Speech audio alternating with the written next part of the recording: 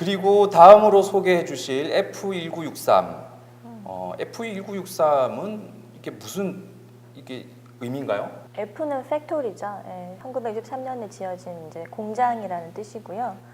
이제 여기 지금 영상이 보면 말 그대로 철공 이런 와이어를 만드는 어떤 그 공장으로서의 역할을 충실히 했던 곳이었는데, 원래 이렇게 공장이 있는 곳들은 자연스럽게 뭐 공업 용수라든지 이런 것들이 필요하잖아요. 그래서 가까이에 수영강에서 그런 물들을 끌어오고, 예전에는 센텀시티 자체가 되게 막 정말 지금처럼 땅값이 비싸고 이런 땅은 그렇죠. 아니었기 네. 때문에 공장들도 많이 있었던 걸로 알고 있어요. 근데 지금은 이제 그 공장들이 대부분 다 외곽 지역으로 다 빠져나간 상태고, 사실 이렇게 많은 주택지, 도심지 안에 이런 공장이 아직까지 남아있는 경우는 많지 않죠. 이런 폐공장을 리모델링하는 좀 사례가 요즘 좀 많은 것 같은데 어떤 또 사례들이 혹시 기억나시는 거? 국내외적으로 요즘 참 많죠. 네. 대표적인 게 뭐 런던의 테이트 모던 그 뮤지엄이 대표적인 사례라고 할 수 있고, 북경의 798 예술거리도 네. 아주 넓은 공장 단지를 예술 복합 문화센터로 만든 케이스도 있고, 네. 국내에도 서울에 뭐 대림 창고 요즘 네. 엄청나게 뜨는 곳이 있고, 인천의 아트 플랫폼도 마찬가지의 케이스이고, 네. 그런 맥락에서 부산에서 유사의 공간이 아주 잘 만들어진 공간이 생겼다라는 게 저는 너무너무 반가운 것 같아요. 근데 그 옛날 쓰던 건물을 다시 리모델링하는 게 새로 짓는 것보다 비용이 더 많이 든다고 하던데요. 그럼에도 불구하고 이렇게 한 이유는 뭐라고 생각하시나요? 실질적으로 비용이 더 많이 든다고 보기는 어렵고요. 뭐 통계상으로는 한 뭐 70%, 80% 정도 금액으로 신축을 하는 것보다 리모델링을 통해서 그 더 나은 공간을 만들 수 있다라고 하는 측면도 있고, 또 한 가지는 뭐 오래된 시간의 흔적, 시간의 제가 좋아하는 결, 시간의 켜가 그대로 남아있기 때문에 신축했을 때 시간을 이렇게 보여주기는 어렵지 않습니까? 근데 오래된 그 흔적들을 그대로 남겨둔다라고 하는 것이 옛 건물을 이렇게 최근에 리모델링 재생시키는 그런 흐름이라고 볼 수가 있겠죠. 네. 이게 제가 공사 중에 네. 찍은 사진입니다. 아, 교수님께서 직접 네네, 직접 찍으시고. 찍었던 사진인데, 네.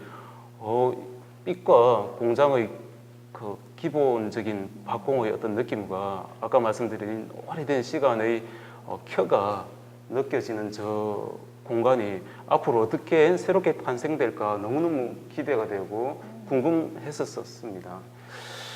근데 기대 이상으로 사실은 지금 만들어져 있는 F1963이 훨씬 더 기대보다 더 좋은 공간으로 재탄생해서 네. 저는 너무너무 반갑게 생각을 하고 있습니다. 사실 이런 공장을 리모델링하는 것은 기업 입장에서는 상당한 어떤 결정이 필요한 내용인 것 같아요. 저 뭐 이런 말씀 드리면 좀 그럴지 모르겠지만 아마 저 땅만 해도 땅값이 뭐 엄청날 것 같은데, 그렇죠? 그렇죠. 기업 입장에서는 아마 팔거나 아니면 뭐 거기에다 다른 어떤 사업을 하면 엄청난 어떤 이득을 얻을 것 같은데도 저런 문화 공간이라든지 저런 걸로 이렇게 바꿔줄 수 있다라는 그런 마음을 가지는 것 자체가 대단하다는 좀 생각이 드네요. 다양한 시설, 어떤 상업적인 시설들이 지금 들어와서 사용이 되고 있는 중이고, 특히나 이제 테라로사 같은 경우에는 강릉이죠. 강릉의 그렇죠. 커피숍으로 엄청 유명한 이제 브랜드이기 때문에 그 브랜드를 이제 부산에도 입점을 시킨 케이스가 돼서 사람들이 일부러 그 강릉 커피숍이 워낙 유명하니까 자연스럽게 부산으로 또 테라로사 커피 맛을 보려고 오시는 분들이 좀 많이 계신 것 같아요. 저는 상당히 신기한 게 그 테라로사 내부에 들어가 보면 옛 공장의 모습이 그대로 남아 있거든요. 물론 리모델링하면서 많이 손댔지만 공장의 느낌이 그대로 살려놓고 있는 네네. 곳인데, 공장이 원래 가지고 있던 박공의 지붕도 남아 있고, 천장에 보면 옛스러운 구조물이 그대로 남아 있고, 바닥도 거친 바닥에 벽면도 약간 깨져 있는 벽면을 그대로 존치시키고 있는 요즘 그 스타일로 얘기하면 인더스트리얼 빈티지 스타일이라고 네, 얘기를 할 수 있죠. 맞습니다. 근데 이렇게 조금 빈티지스러운 것들을 사실은 조금 낯설게 생각할 수도 있음에도 불구하고 네. 이런 그 날 것, 좀 손대지 않은 그 날 것에 대한 신선함, 새로움에 대한 사람들이 호응도가 엄청난 것 같아요. 테라로사 대표님이 여기에 어울리는 인테리어를 다 직접 직접 하신 네, 거예요? 그 손수하시진 않으셨겠지만 그 내부 팀이 들어와서 하셨다는 얘기를 하더라고요. 네.